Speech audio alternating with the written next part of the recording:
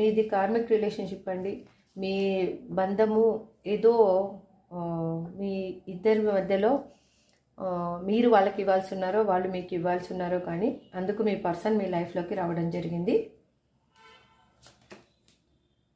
Again ఇప్పుడు మళ్ళీ అది న్యూ బిగినింగ్ కాబోతుంది. ఇంకా బంధం అనేది ఇంకా మిగిలి ఉంది కాబట్టి మళ్ళీ న్యూ బిగినింగ్ కాబోతుంది. క్యూబిక్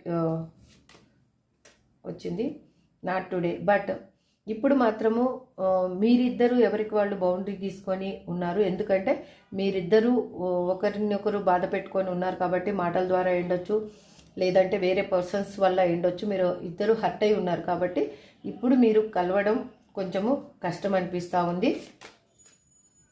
అగైన్ తను పనిచేసే దగ్గర హ్యాపీగా లేరు, సింగిల్గా వాళ్ళు పనిచేస్తూ ఉన్నారు. సింగిల్గానే వాళ్ళు టైం స్పెండ్ చేయాలి అని అనుకుంటున్నారు.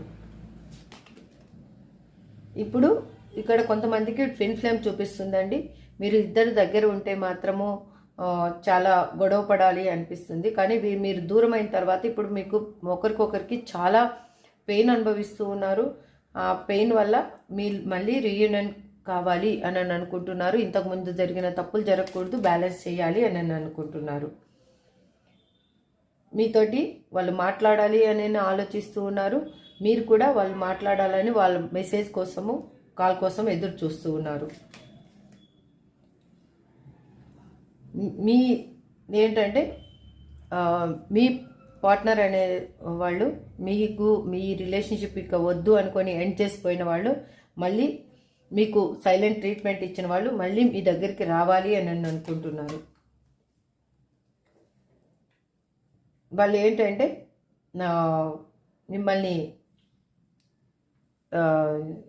ఆన్ అండ్ ఆఫ్ సిచ్యువేషన్లో పెట్టిన వాళ్ళు మీకు మళ్ళీ మీ లైఫ్లో తనకు ఒక ఛాన్స్ కావాలి అని అడుగుతున్నారు.